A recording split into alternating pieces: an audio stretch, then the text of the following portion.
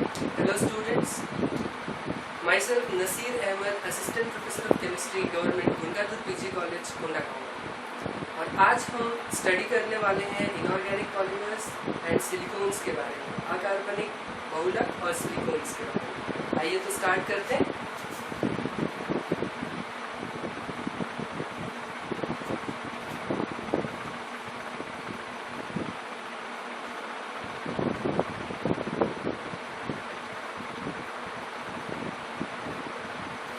चलिए आइए देखते हैं सबसे पहले कि इनऑर्गेनिक पॉलीमर्स किसे कहते हैं। इनऑर्गेनिक पॉलीमर दो शब्दों से मिलकर के बना हुआ है। पहला शब्द है इनऑर्गेनिक, जिसे हम हिंदी में अकार्बनिक भी कहते हैं, और पॉलीमर जिसे हम बहुलक के नाम से जानते हैं।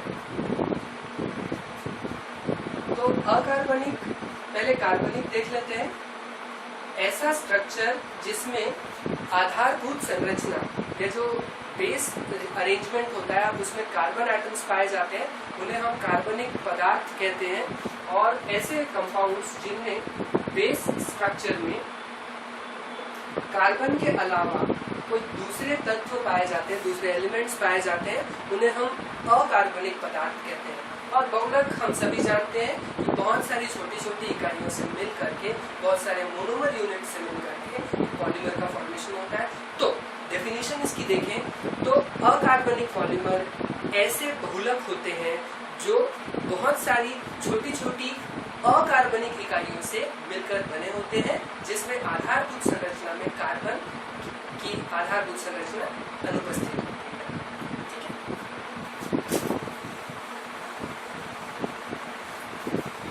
चलिए अब बात करते हैं हम लोग सिलिकॉन्स।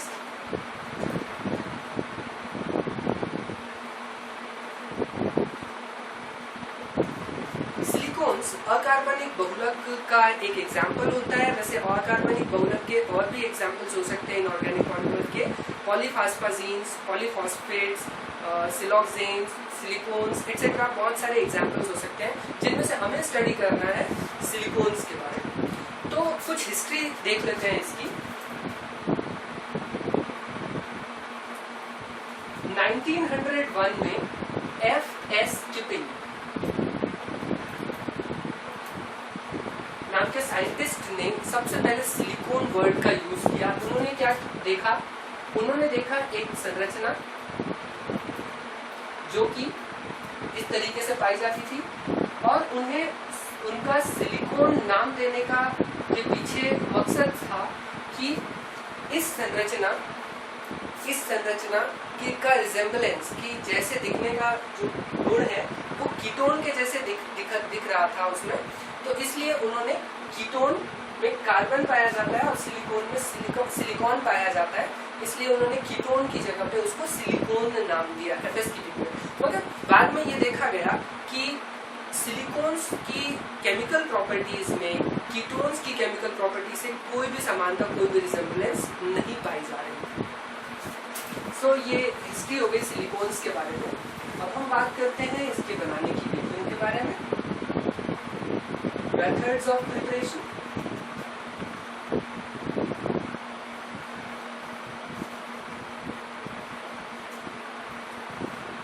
तो इसकी बहुत सारी बनाने की विधियां हो सकती हैं स्टूडेंट्स।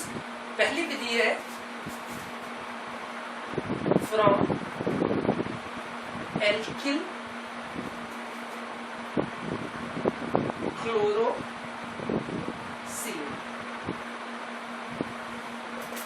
एल्किल क्लोरोसिलेन से हम सिलिकॉन्स का फॉर्मेशन करते हैं। तो एल्किल क्लोरोसिलेन को जानने से पहले हम ये देखते हैं कि सिलेन किसे कहते हैं।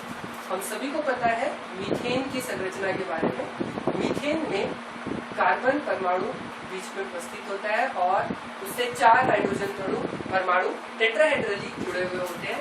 अगर इसी संरचना में कार्बन की जगह पे हम सब्स्टिट्यूट कर दें सिलिकॉन को, सिलिकॉन परमाणु ले लें कार्बन की जगह में, तो ये जो कंपाउंड है, ये जो पदार्थ है, वो कहलाया सिलेन।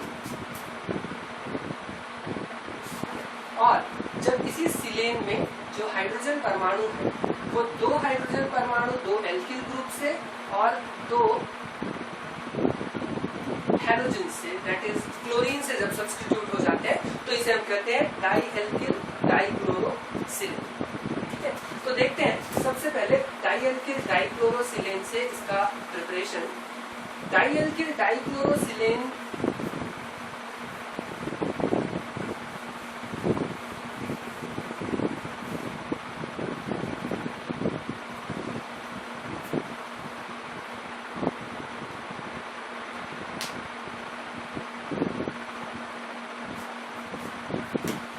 चलिए देखते हैं।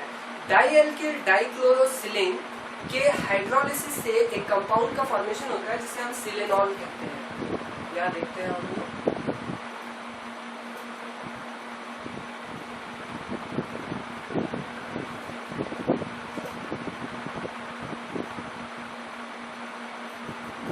यहाँ ये दो हाइड्रोजन्स जो है हाइड्रोलिसिस के कारण डिहाइड्रोहाइड्रोजनेशन होता है यहाँ पर, और एक कंपाउंड का फॉर्मेशन करते हैं जिसमें कि दो हाइड्रोक्सिल ग्रुप सिलिकॉन में जुड़े हुए होते हैं। इस कंपाउंड को कहते हैं हम लोग सिलेनॉल। अधिकतर ये देखा गया कि इस तरीके के जो पदार्थ होते हैं जिनमें एक ही कार्बन पर एक से ज्यादा हाइड्रोक्सिल ग्रुप प्रेजेंट होते हैं, तो उनमें एक वाटर मॉलिक्यूल निकल जाता है और डिहाइड्रेशन हो जाता है वहां पर। और अगर ये कार्बन कंपाउंड होता तो इसमें डिहाइड्रेशन होने के बाद ये कुछ इस तरीके से स्ट्रक्चर बना सकता था। एक H2O मॉलिक्यूल निकल जाता है यहाँ से। मगर प्रैक्टिकली ये देखा गया कि सिलेनॉल कंपाउंड्स में एलिमिनेशन ऑफ H2O नहीं होता है और ये इस तरीके का कंपाउंड नहीं बनाता है। तो डाइअल्किल डाइक्लोरोसिलेन से सिलिकॉन्स का निर्माण कैसे होता है? तो बड़ा सिंपल है। सिलिकॉन्स का निर्माण होने के लिए ये जो सिलेनॉल कंपाउंड्स हैं ये मोनोमर यूनिट्स की तरह काम करते हैं। ये एकलक इकाइयों की तरह काम करते हैं। जैसे कि हमने यहाँ पर एक मोनोमर ले लिया सिलेनॉल और एक और मोनोमर ले लिया सिलेनॉल,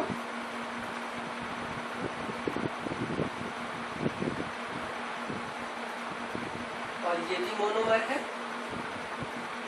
और जब ये दोनों आपस में मिलते हैं तो यहाँ पर एक वाटर मॉलिक्यूल का एलिमिनेशन हो जाता है और बाकी सभी चीजें आपस में जुड़ जाती हैं। और इस तरीके से आप देखते हैं कि ये एक डाइमर सिलिकॉन का फॉर्मेशन कर देता है। जबकि इसमें देख रहे हैं आप कि सिलिकॉन ऑक्सीजन और सिलिकॉन बॉन्ड प्रेजेंट है और ये एक डाइमर सिलिकॉन है। अगर हम इसी को और आगे बढ़ा करके देखें तो ये जो डाइमर सिलिकॉन होता है दैट इज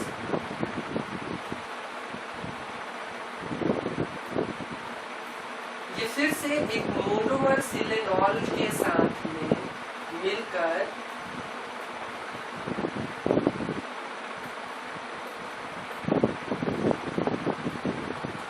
मोनोमर सिलेनॉल के साथ में मिलकर यहाँ से फिर से H2O मॉलिक्यूल निकाल देता है और फिर से एक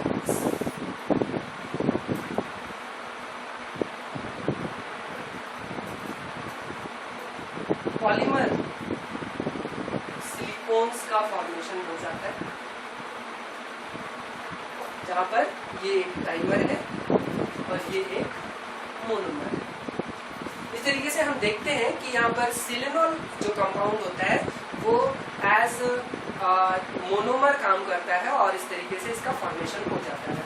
यहाँ पर ध्यान देने वाली बात ये है कि ज्यादातर जो कंपाउंड्स होते हैं उनमें एल्किल ग्रुप की जगह पर मेथिल फंक्शनल ग्रुप लिया जाता है। और जब भी मेथिल फंक्शनल ग्रुप का हाइड्रोलिसिस किया जाता है तो इससे हम लोगों को एक लीनियर चेन सिलिकॉन प्रोडक्ट का फॉर्मेशन होता है।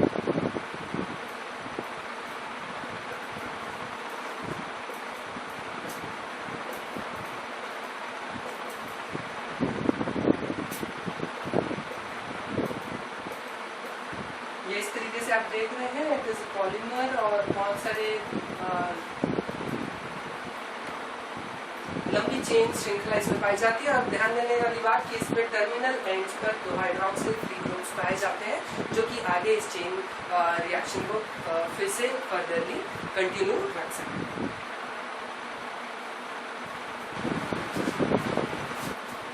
तो आइए देखते हैं अब इसकी दूसरी प्रिपरेशन मेथड।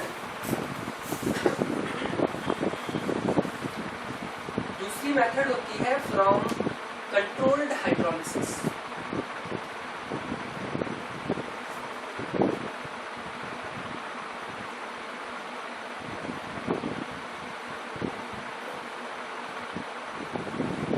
कंट्रोल्ड हाइड्रोलिसिस के बारे में बात करते हैं। तो इसके पहले जो हम लोगों ने डाइअल्किल डाइक्लोरोसिलेन से जो सिलिकॉन कंपाउंड्स का फॉर्मेशन देखा, तो उसमें लीनियर चेन कंपाउंड्स का फॉर्मेशन होता है। क्यों कि जो मोनोमर यूनिट्स हैं वो लीनियरली लगातार जुड़ती जाती हैं और एक लंबी चेन श्रृंखला का इसमें निर्माण हो जाता है। मगर जब यही रिएक्शन हम कंट्रोल्ड वे में करते हैं, कंट्रोल्ड वे में जब हम इस रिएक्शन को करते हैं तो हमें एक साइक्लिक सिलिकॉन का फॉर्मेशन या प्रोडक्ट मिलता है। और ये जो साइक्लिक सिलिकॉन होते हैं इसमें 3 से लेकर के 6 सिलिकॉन एटम्स तक पाए जा सकते हैं। इसको हम इस तरीके से देखते हैं कि ये जो पहले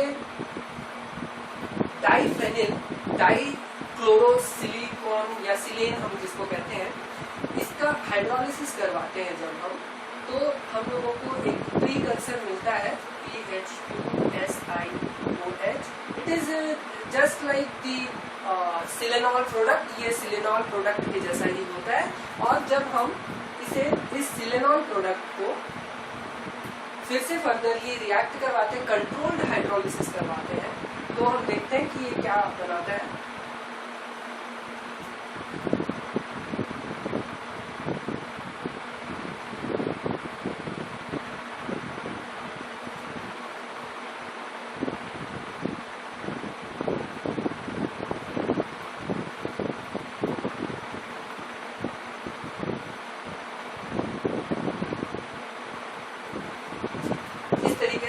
कंप्लीट रिएक्शन होती है जिससे कि हमें कुछ साइक्लिक प्रोडक्ट्स मिलते हैं। वो साइक्लिक प्रोडक्ट्स बताते हैं हम आपको।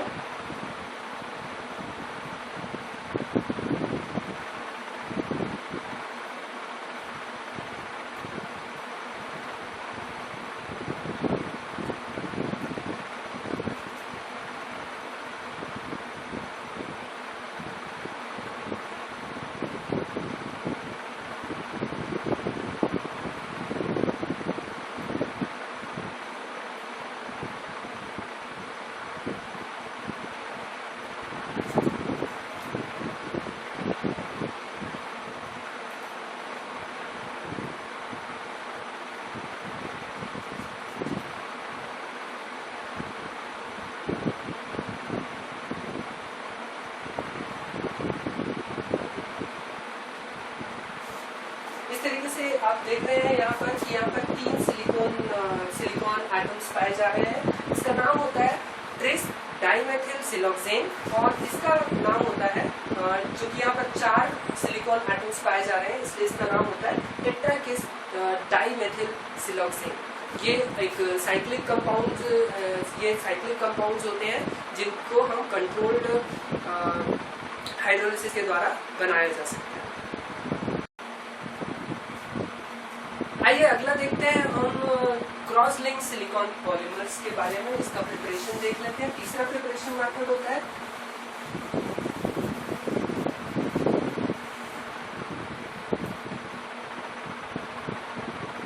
क्रॉस लिंक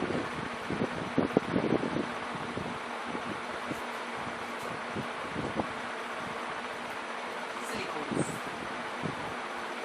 तो ये बड़ा सिंपल सा सिलिकॉन्स होते हैं। जिस तरीके से हमने सबसे पहली मेथड देखी थी लीनियर चेन सिलिकॉन्स का फॉर्मेशन करने की, दूसरा देखा हम लोगों ने साइक्लिक चेन सिलिकॉन्स के बारे में। यहाँ पर हम बात करते हैं क्रॉस लिंक्ड सिलिकॉन्स बनाने के लिए हमें जो प्रीकर्सर्स की जरूरत होती है उसमें इस तरीके से हमें मल्टी फंक्शनल ग्रुप या मल्टी क्रॉस लिंक्ड वाले प्रीकर्सर्स की जरूरत होती है। इनका फॉर्मेशन SiCl4 से संभव है। SiCl4 से आसानी से इस तरीके से क्रॉस लिंक्ड इनका हाइड्रोलिसिस करवाते हैं। SiCl4 का OH ग्रुप्स उसमें आकर के जुड़ते जाते हैं, क्लोरीन को डिस्प्लेस करते जाते हैं और इस तरीके से सिलिकॉन के साथ में ऊपर भी लगातार ऑक्सीजन सिलिकॉन बॉन्ड जुड़ता जाता है, नीचे भी ऑक्सीजन सिलिकॉन बॉन्ड जुड़ते जाते हैं और आजू बाजू से भी ऑक्सीजन सिलिकॉन बॉन्ड्स जुड़ते जाते हैं। इसका एक हम स्ट्रक्चर देखें कुछ इस तरीके से दिख सकता है।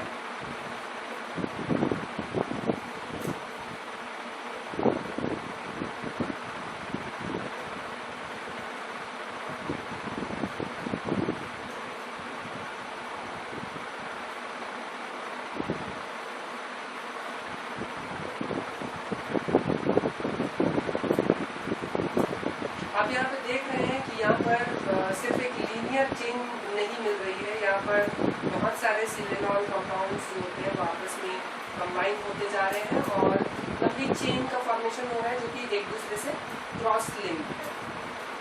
यहाँ देख रहे हैं ये एक चेन है, दूसरी चेन है, तीसरी चेन है और सब एक दूसरे से क्रॉस लिंक होते हैं। तो इस तरीके से हम ये क्रॉस लिंक्ड सिलिकॉन्स का भी फॉर्मेशन कर सकते हैं।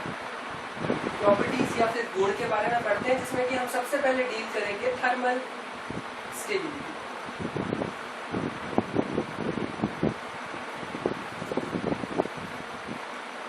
या इसे हिंदी में कहते हैं तापीय स्थायित्व। हम जानते हैं कि यहाँ पर सिलिकॉन ऑक्सीजन सिलिकॉन बॉन्ड पाया जाता है। सिलिकॉन्स में सिलिकॉन ऑक्सीजन सिलिकॉन बॉन्ड्स जो पाए जाते हैं इसमें ये ऑब्जर्व किया गया कि ये जो ऑक्सीजन सिलिकॉन बॉन्ड्स होते हैं इनकी bond length calculated oxygen silicon bond की बॉन्ड लेंथ से कम होती है।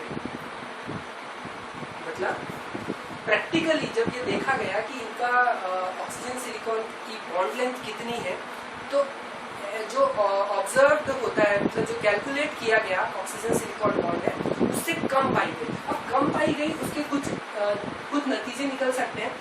कम हो जाना दो चीजों को शो करता है कि या तो इसके बीच में डबल बॉन्ड कैरेक्टर आ सकते हैं ऑक्सीजन सिलिकॉन के बीच में, और दूसरा इनमें आयनिक कैरेक्टर जनरेट हो सकते हैं।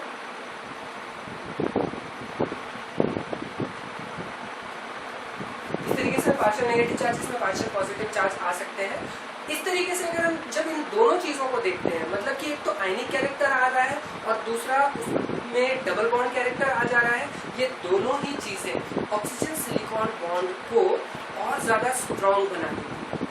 और ज्यादा स्ट्रॉन्ग बना देने का अर्थ ये है कि उसको थर्मली ज्यादा स्टेबल हो जाता है, मतलब इजीली डिकम्पोज नहीं हो पाता। इसकी जब थर्मल स्टेबिलिटी देखी गई तो ये देखा गया कि 350 डिग्री सेंटीग्रेड से 400 डिग्री सेंटीग्रेड तक का इसका तापीय स्थायित्व पाया जाता है, इतने में ये डिकम्पोज नहीं होते।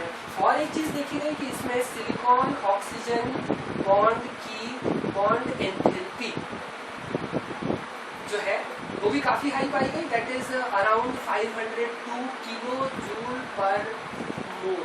मतलब एक मोल सिलिकॉन ऑक्सीजन बॉन्ड में 502 किलो जूल पर मोल बॉन्ड एंथैल्पी पाई जा रही है। तो ये है इसकी थर्मल स्टेबिलिटी। तो आइए अब देखते हैं इसकी दूसरी प्रॉपर्टी, और दूसरी प्रॉपर्टी में हम इसमें बात करेंगे केमिकल स्टेबिलिटी। मतलब इसका हम रासायनिक स्थायित्व के बारे में बात करेंगे।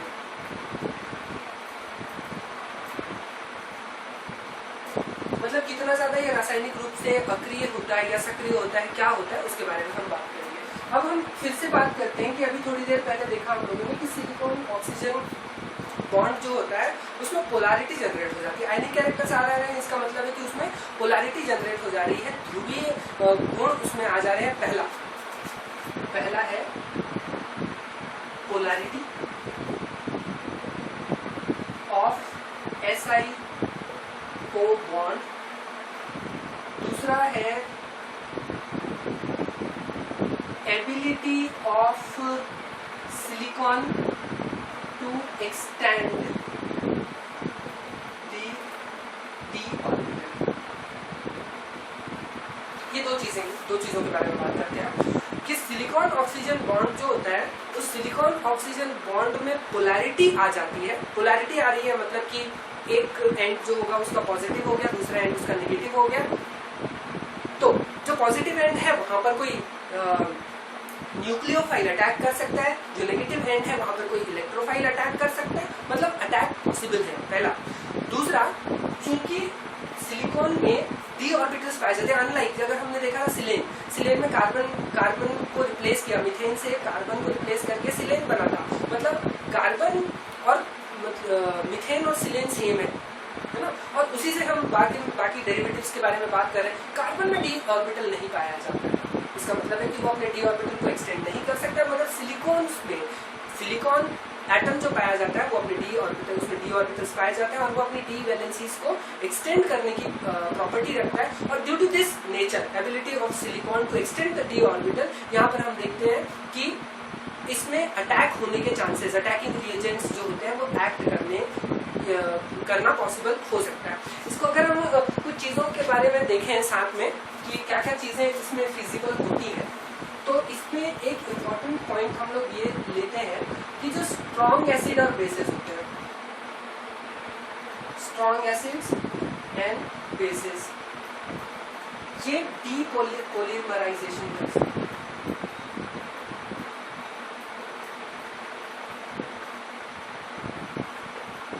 सोडियम हाइड्रोक्साइड ले लीजिए, H2SO4 ले लीजिए, ये डीपॉलीमराइजेशन कर सकते हैं। डीपॉलीमराइजेशन का मतलब विबहुलीकरण, मतलब जो बहुलक बना हुआ है, जो पॉलीमर बना हुआ है, उसको उसके मोनोमर यूनिट्स में तोड़ देने की टेंडेंसी होती है। सबसे पहला होता है कि ये उनको मोनोमर यूनिट्स में तोड़ देते हैं। दूसरा एक और ये होता है, इसकी केमिकल स्टेबिलिटी को अगर हम देखें तो ये काफी रिएक्टिव तरीके से माना जा सकता है। सम इलेक्ट्रॉन डेफिशिएंट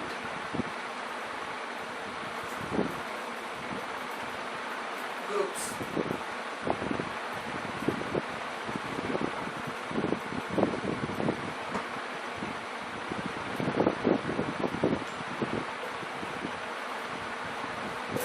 यहाँ पर दूसरी इंपॉर्टेंट चीज होती है केमिकल स्टेबिलिटी के लिए कि कुछ जो इलेक्ट्रॉन डेफिशिएंट ग्रुप्स होते हैं वो सिलिकॉन ऑक्सीजन बॉन्ड को तोड़ने की क्षमता रखते हैं। और तीसरा, इसी में हम लोग अगर एक और बात करें कि ट्राइक्लोरीन, अगर हम ट्राइक्लोरीन को लेते हैं तो जो सिलिकॉन जो पॉलीमर्स होते हैं उनमें पाए जाने वाले एल्किल ग्रुप्स, अगर हम इस तरीके से लिखें इसको SiO, तो यहाँ पे पाए जाने वाले जो एल्किल ग्रुप्स होते हैं, एक ही शो कर रहे हैं हम यहाँ पर कि जो एल्किल ग्रुप पाया जा रहा है इसमें इनका halogenation that is chlorination possible होता है ट्राइक्लोरीन के बाद। मतलब तीन इंपॉर्टेंट चीजें केमिकल प्रॉपर्टीज में हम लोगों ने देखी, सिलिकॉन ऑक्सीजन बॉन्ड की पोलैरिटी के कारण, दूसरा सिलिकॉन के डी ऑर्बिटल्स को एक्सटेंड करने के कारण बहुत सारे अटैकिंग एजेंट्स में अटैक कर सकते हैं। उसमें पहली प्रॉपर्टी हो सकती है कि स्ट्रॉन्ग एसिड और बेसिस से उसका डीपॉलीमराइजेशन पॉसिबल है। दूसरा, कुछ इलेक्ट्रॉन डेफिशिएंट ग्रुप्स जो होते हैं वो सिलिकॉन ऑक्सीजन बॉन्ड्स को तोड़ने की क्षमता रखते हैं। तीसरा, ट्राइक्लोरीन जो होता है उससे जो एल्किल ग्रुप्स होते हैं, सिलिकॉन के एल्किल ग्रुप्स का हेलोजिनेशन या क्लोरीनेशन संभव होता है। इसके इतर अगर हम लोग बात करें, अगर इन तीन कंडीशंस को छोड़ दें, है ना, एक्सेप्ट दीज कंडीशंस, बाकी सिलिकॉन जो पॉलीमर होता है वो बेसिकली स्टेबल होता है। और जो कॉमन रिएजेंट्स होते हैं, चाहे आप कोई भी नॉर्मल सॉल्ट्स ले लीजिए, डाइल्यूट एसिड्स ले लीजिए, डाइल्यूट बेसिस ले लीजिए, या ऑक्सीडाइजिंग एजेंट्स ले लीजिए, इनका सिलिकॉन्स के ऊपर कोई भी हार्मफुल इफेक्ट या रिएक्टिव इफेक्ट नहीं पड़ता।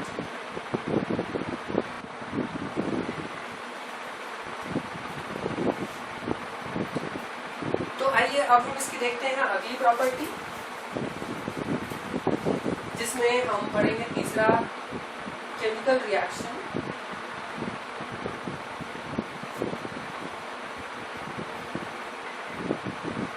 तो ये देखा गया कि जो सिलिकॉन पॉलीमर्स होते हैं, सिलिकॉन्स जो होते हैं, उनमें ग्रिग्नार्ड रिएजेंट, एल्किल लिथियम और लिथियम एल्यूमिनियम हाइड्राइड जैसे जो कंपाउंड्स होते हैं या जो रिएजेंट्स होते हैं, ये जब अटैक करते हैं तो इनके बहुत सारे बॉन्ड्स ब्रेक हो जाते हैं और ये कुछ फर्दर कंपाउंड्स का फॉर्मेशन करते हैं, देखते हैं एक एक करके इसके बारे में।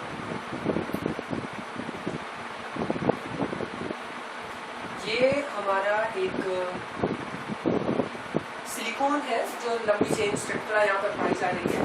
अगर हम इसको 3 भागों में इस तरीके से बांट लेते हैं,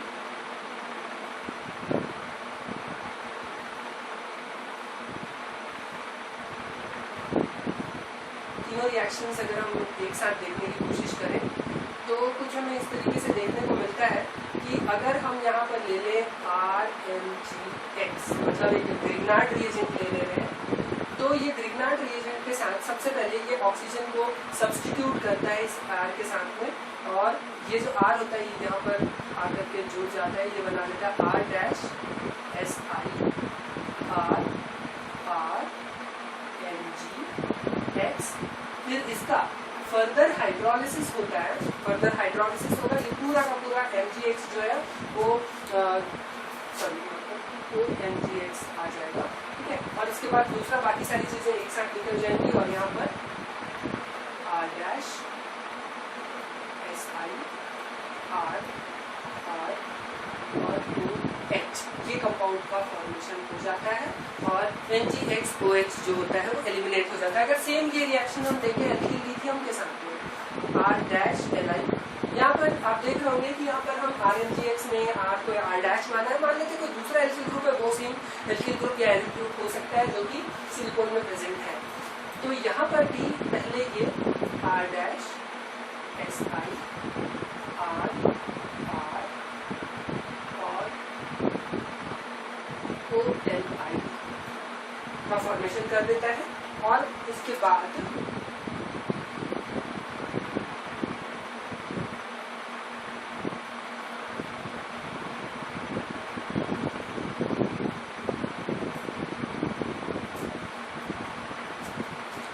हाइड्रोलिसिस होता है। यहाँ पर हाइड्रोलिसिस होता है, OH जो होता है लिथियम के साथ लिथियम हाइड्रोक्साइड बना करके अलग हो जाता है, और हाइड्रोजन जो होता है वो ऑक्सीजन के साथ जुड़ जाता है यहाँ पर, और फिर से एक ऐसा कंपाउंड बना लेते हैं। और तीसरा अगर हम लोग देखें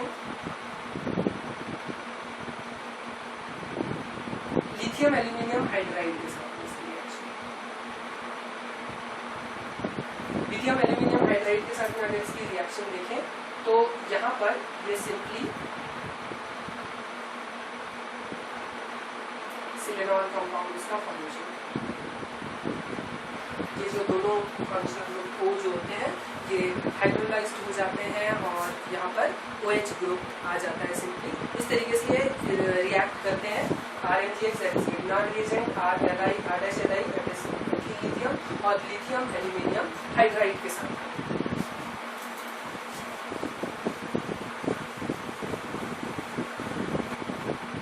इसके अलावा केमिकल प्रॉपर्टीज में अगर हम देखें सिलिकॉन कंपाउंड्स की, तो यहाँ पर हाई टेम्परेचर पर, उच्च ताप पर बहुत सारे एल्कोहलिसिस और हाइड्रोलिसिस रिएक्शन पॉसिबल होते हैं। नेक्स्ट हम इसकी स्टडी करेंगे अदर प्रॉपर्टीज।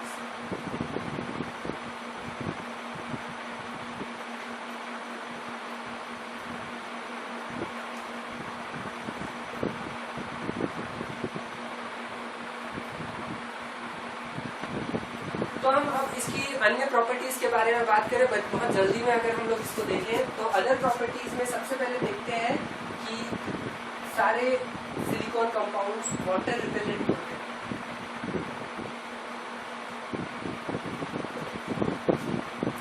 मतलब ये जलरोधी होते हैं, और इसी कारण से इनके एप्लीकेशंस में हम लोग बात करेंगे कि ऐसे कंपाउंड्स या ऐसे वस्त्र बनाए जाते हैं जो कि जलरोधी होते हैं।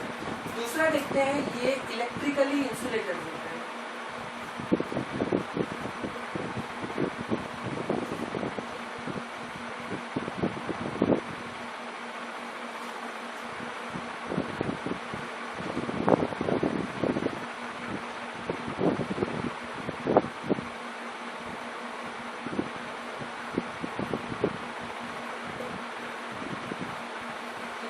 ये विद्युत रोधी होते हैं, ये भी इनकी एक नई प्रॉपर्टी है, समझ सकते हैं आप। और इसी कारण इनके एप्लीकेशंस में हम लोग बात करेंगे विद्युत रोधी होने के कारण इनके बहुत सारे ऐसे कंपाउंड्स बनाए जाते हैं जो कि इलेक्ट्रिकल इंसुलेशन के लिए काम आते हैं। तीसरा, ये ट्रांसपेरेंट होते हैं फॉर विजिबल लाइट।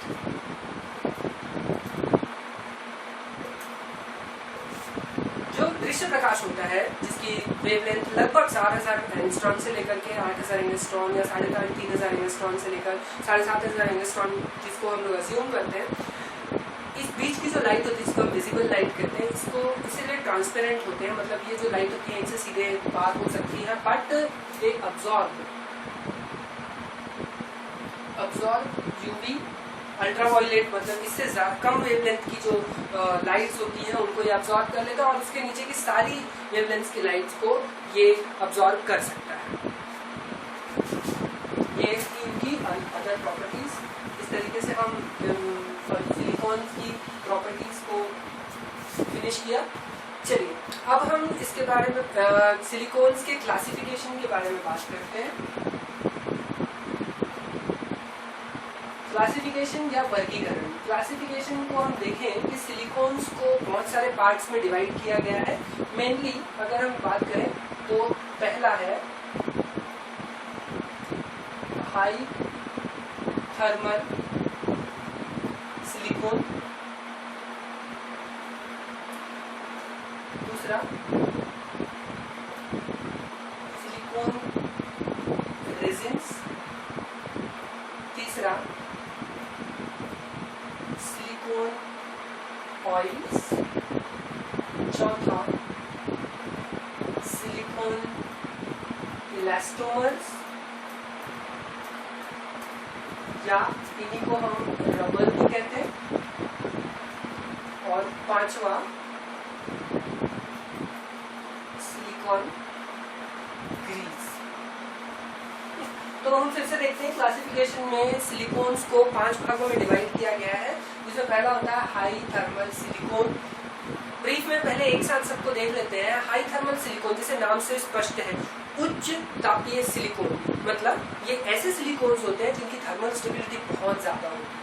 डिस्कस करेंगे इसको थोड़ी देर के बाद। सिलिकॉन रेजिन्स, मतलब ये कुछ ऐसे स्लाइमी कंपाउंड्स होते हैं जो कि रेजिन्स के जैसे पाए जाते हैं, सिलिकॉन रेजिन्स कहलाते हैं। सिलिकॉन ऑयल्स ऑब्वियसली कुछ लिक्विड्स होंगे जो कि इनकी थोड़ी सी विस्कोसिटी ज्यादा होगी। नेक्स्ट सिलिकॉन इलास्टोमर्स, इलास्टोमर्स या फिर रबर जिनको हम लोग कहते हैं, तो इनका जो स्ट्रक्चर होगा कुछ सॉलिड होगा बट रबर के जैसा होगा। और लास्ट में सिलिकॉन ग्रीस, कुछ लिब्रिकेशन प्रॉपर्टीज पाई जाती हैं, इस कारण से इनको हम लोग सिलिकॉन ग्रीस के नाम से जानते हैं। तो आइए अब हम लोग बात करते हैं, एक एक करके इनके बारे में स्टडी करते हैं हम लोग। सबसे पहले हम पढ़ेंगे हाई थर्मल सिलिकॉन्स के बारे में। तो जैसे कि नाम से स्पष्ट है, हाई थर्मल सिलिकॉन ऐसे कंपाउंड्स होते हैं, ऐसे सिलिकॉन्स होते हैं जिनकी थर्मल स्टेबिलिटी बहुत ज्यादा होती है। अब ये थर्मल स्टेबिलिटी ज्यादा होने का कारण क्या? क्योंकि सिलिकॉन्स का निर्माण तो ऐसे ही होता है। इसमें इम्पोर्टेंट ये होता है कि जब ऑर्गेनो सिलिकॉन्स जो होते हैं या कार्ब सिलिकॉन्स जो होते हैं, उनको एल्कोक्साइड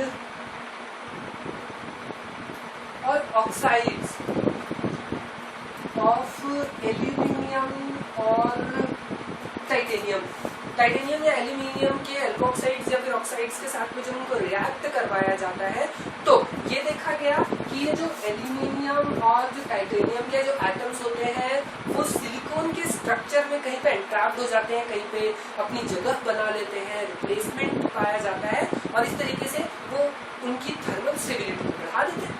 ठीक है, और साथ ही साथ ये कि न सिर्फ लीनियर चेन पॉलीमर्स इनसे बन सकते हैं बल्कि साइक्लिक चेन पॉलीमर्स भी इनसे बन सकते हैं। कुछ एग्जाम्पल्स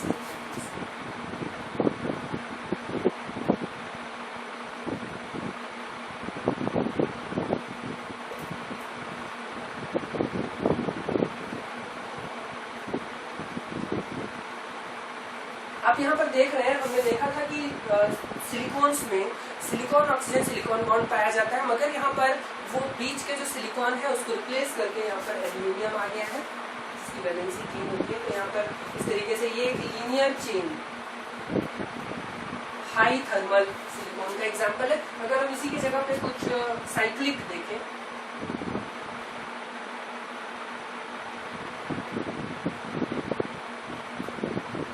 तो स्ट्रक्चर हम लोगों को देखने को मिलता है। और यहाँ पर एल्यूमिनियम एटम जो है it gets attached. Same structure अगर हम देखें तो ये जो स्ट्रक्चर है ये चूंकि साइक्लिक सिलिकॉन का फॉर्मेशन कर रहा है, यहाँ पर एल्यूमिनियम की जगह titanium cyclic high thermal silicon. तो इस तरीके से हाई थर्मल सिलिकॉन का फॉर्मेशन हो सकता है एल्यूमिनियम और टाइटेनियम के एल्कोक्साइड्स और ऑक्साइड्स के द्वारा।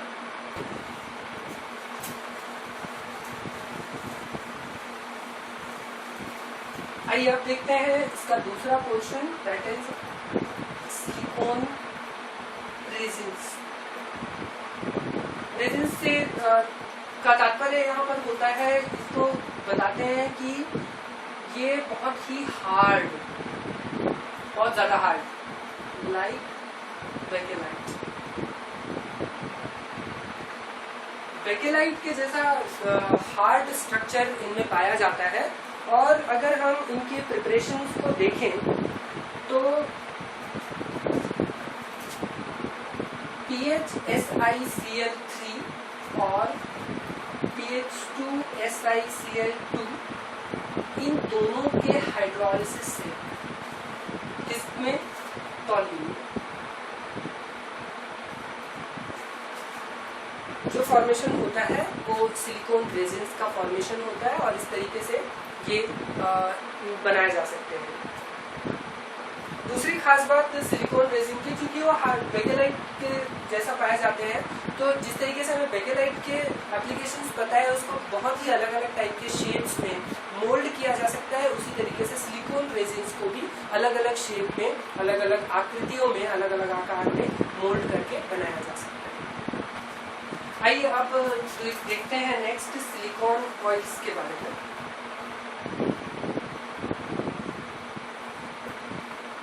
सिलिकॉन ऑयल्स के बारे में बात करते हैं। सिलिकॉन ऑयल्स जो होते हैं कुछ स्लाइमी लिक्विड्स होते हैं जिनका प्रिपरेशन हम कर सकते हैं H2SO4 की प्रेजेंस में।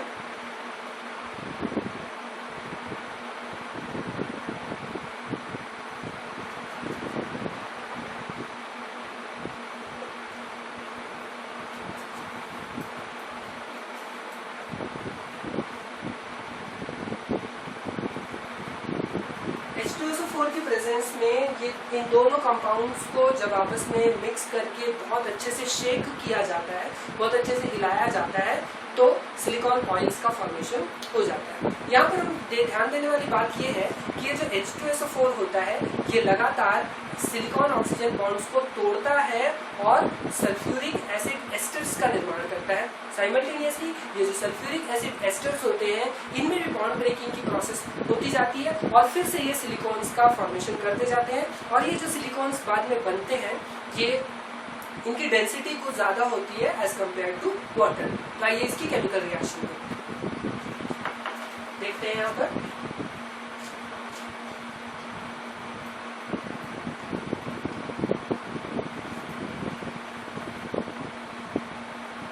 ये जो H2SO4 है ये इसको इस तरीके से बॉन्ड ब्रेक करने का काम करता है।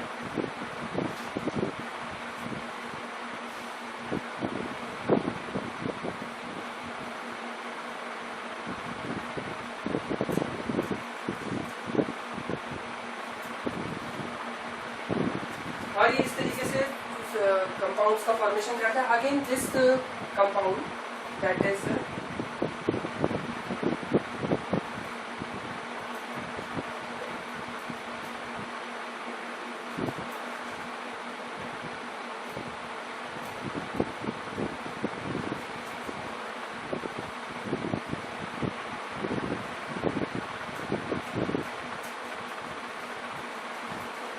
फिर से अगेन सिलिकॉन कंपाउंड्स का फॉर्मेशन हो जाता है। मगर जो अब बनने वाले जो सिलिकॉन कंपाउंड्स होते हैं ये सिलिकॉन कंपाउंड्स इनकी विस्कोसिटी या इनका गाढ़ापन अगर हम देखें तो एज कंपेयर टू वाटर इनकी विस्कोसिटी जो होती है 50 times to 3 lakh times. Silicon की विस्कोसिटी वाटर की विस्कोसिटी से या गाढ़ेपन से या श्यानता से 50 से लेकर के 3 लाख गुना तक ज्यादा होती है, इसीलिए इनको सिलिकॉन ऑयल्स के नाम से जानते हैं। आइए हम नेक्स्ट पढ़ते हैं सिलिकॉन इलास्टोमर या सिलिकॉन रबर्स के बारे में।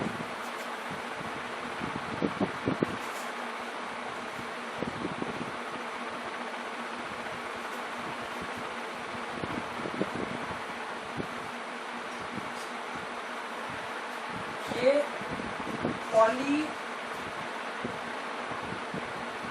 सिलोक्सेन्स होते हैं, डाइमेथिल। इनका प्रिपरेशन किया जाता है dichloro dimethyl silane in presence of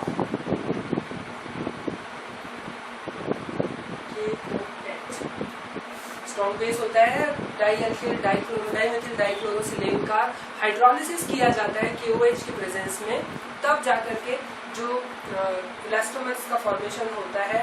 ultimately सारे सिलिकॉन्स की केमिकल रिएक्शंस वही होती हैं, कुछ क्रॉस लिंक्ड होते हैं, कुछ लीनियर चेन होते हैं, कुछ साइक्लिक होते हैं। उनकी केमिकल प्रॉपर्टीज उनके रिएजेंट्स के कारण थोड़ी सी डिफरेंट हो जाती है और इसी कारण से उनके जो स्ट्रक्चर्स होते हैं वो चेंज हो जाते हैं। यहाँ पर हम बात कर रहे हैं इलास्टोमर्स या रबर्स की। इम्पोर्टेंट पॉइंट इसमें ये कि अगर हम देखें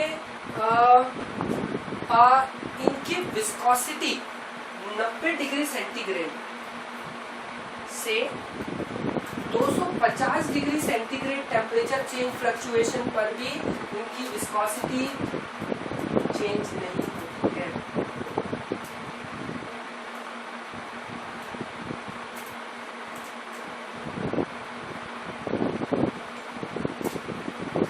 ये सिलिकॉन इलास्टोमर्स होते हैं। नेक्स्ट पढ़ते हैं हम लोग सिलिकॉन ग्रीस के बारे में।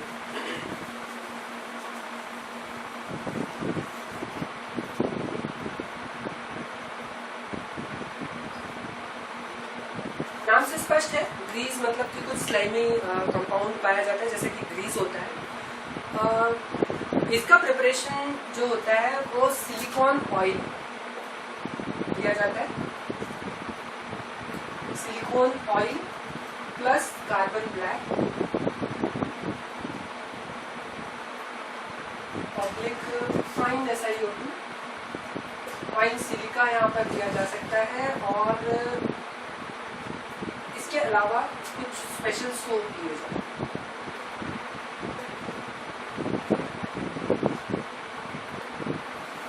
इस तरीके से सिलिकॉन ग्रीस का फॉर्मेशन किया जा सकता है। सिलिकॉन ग्रीस की इंपॉर्टेंट क्वालिटी ये होती है कि -40 डिग्री सेंटीग्रेड पर भी do not freeze. -40 degree centigrade पर भी ये फ्रीज नहीं होते। दूसरा 200 डिग्री सेंटीग्रेड टेम्परेचर पर भी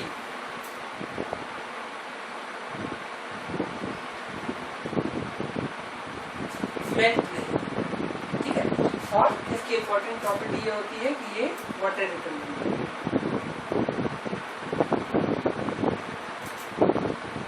ये है सिलिकॉन ग्रीस। आइए अब हम लोग पढ़ते हैं इनके सिलिकॉन्स के एप्लीकेशंस एंड यूजेस की। जितने भी टाइप्स हम लोगों ने देखे सिलिकॉन्स के, उनके क्या क्या एप्लीकेशंस हो सकते हैं और क्या क्या यूजेस होते हैं, उनको हमने एक साथ लिख लिया और एक साथ उनकी स्टडी कर। तो application and uses of silicon में सबसे पहले हम देखते हैं रेजिन्स के बारे में। ये इलेक्ट्रिकल इक्विपमेंट्स के इंसुलेशन के लिए काम आता है। जैसे कि हमने बताया था कि रेजिन्स जो होते हैं वो इलेक्ट्रिकली रेजिस्टेंट होते हैं, इसलिए उनका यूज जो होता है इलेक्ट्रिकल इक्विपमेंट्स के इंसुलेशन के लिए किया जाता है। साथ ही साथ हाई थर्मल पेंट्स या फिर इनामल का बनाने के लिए भी सिलिकॉन रेजिन्स का उपयोग किया जा सकता है, जो ऐसे पेंट्स और इनामल्स बनाने के लिए जो कि बहुत ज़्यादा टेम्परेचर पर भी जिसका डिकम्पोजिशन नहीं होता है, जो नहीं टूटते हैं, ऐसे पेंट्स और इनामल्स बनाने के लिए यूज कर सकते हैं। सिलिकॉन ऑयल्स जो होते हैं वो डाइइलेक्ट्रिक इंसुलेशन मीडिया बनाने का यूज किया जा सकता है। बहुत सारी ऐसी केमिकल रिएक्शंस हो सकती हैं या फिजिकल प्रोसेसेस होती हैं जिसमें हमें एक ऐसे मीडिया की जरूरत होती है जिसमें कि जो डाइलेक्ट्रिक कांस्टेंट भी हाई रखे और दूसरा वो इंसुलेटेड भी हो। इस तरीके से डाइलेक्ट्रिक इंसुलेटिंग मीडिया बनाने के लिए भी हम सिलिकॉन ऑयल्स का उपयोग कर सकते हैं। आगे हम देखते हैं कि जो प्योर मेथिल सिलिकॉन्स होते हैं, प्योर मेथिल सिलिकॉन्स होते हैं वो गुड ल्यूब्रिकेंट्स होते हैं। किसके लिए गुड ल्यूब्रिकेंट्स होते हैं, किसके लिए ल्यूब्रिकेशन की तरह काम कर सकते हैं? फॉर स्मॉल लोड्स, मगर बहुत ज्यादा हैवी लोड्स नहीं होने चाहिए, स्टील के शाफ्ट्स नहीं होने चाहिए, not for heavy steel gears और शाफ्ट्स। बहुत ज्यादा हैवी गियर्स और शाफ्ट्स के लिए आप उसको एज ए लुब्रिकेंट या स्नेहक के रूप में उपयोग नहीं कर सकते। अगर हम देखते हैं कि जो सिलिकॉन ऑयल्स होते हैं उनका उपयोग हम ऑयल बाथ बनाने में यूज कर सकते हैं, कार पॉलिश या फिर बहुत सारी कॉस्मेटिक्स में भी इनका यूज किया जा सकता है। सिलिकॉन रबर्स जो होते हैं इनकी बहुत सारी क्वालिटीज होती है, बहुत सारी एप्लीकेशंस होते हैं, और सिलिकॉन रबर्स को हाई क्वालिटी इंसुलेटर्स की तरह यूज किया जा सकता है। क्योंकि ये रबर होते हैं इसलिए उनको इंसुलेटेड टेप बनाने के लिए और भी दूसरे जो इंसुलेटिंग डिवाइसेस होती हैं उनको बनाने के लिए इसका यूज किया जा सकता है। साथ ही साथ स्टैटिक रोटरी सील्स बनाने के लिए, मतलब जो गियर्स होते हैं उनमें जो सील करने के लिए इनका यूज किया जा सकता है, क्योंकि ये इंसुलेटर्स होते हैं इसलिए गैस्केट्स बनाने में इनका यूज किया जा सकता है। रोलर्स में इनका यूज किया जा सकता है, ऑक्सीजन मास्क में इनका यूज किया जा सकता है। और last but not the least, grease, जो सिलिकॉन ग्रीस होते हैं उनका एज ल्यूब्रिकेंट्स की तरह यूज किया जा सकता है। ऑब्वियसली ग्रीस का यूज हम लोग ल्यूब्रिकेंट्स की तरह यूज कर सकते हैं। तो this was all about the inorganic polymers and silicones. हम लोगों ने अकार्बनिक बहुलक और सिलिकॉन के बारे में स्टडी की, और ये पूरा लेक्चर तैयार करने के लिए हमने कुछ बुक्स का इस्तेमाल किया, जिसमें selected topic in inorganic chemistry bye Madan Malik and Tuli use किया। साथ ही साथ अंडर ग्रेजुएट कोर्स की यूनिफाइड केमिस्ट्री की बुक हमने यूज की है, नोबोट पब्लिकेशन की, लंदन की। और साथ ही साथ में पीजी पाठशाला, जो कि एक वेब इन्फ्लिपनेट, गवर्नमेंट ऑफ इंडिया इन्फ्लिपनेट का एक डिवाइस है, जो कि पीजी के कोर्सेज को अपलोड करने के लिए यूज किया जा सकता है, पढ़ने के लिए यूज किया जा सकता है। पीजी पाठशाला का भी हमने यूज किया। साथ ही साथ कुछ गूगल में हमने दूसरी साइट्स का भी इस्तेमाल किया, जिससे हमने पूरा का पूरा कोर्स कंटेंट बनाया है। हम Naseer Ahmed, assistant professor, government Gundadhur PG college, Kondagaon से। Thank you so much.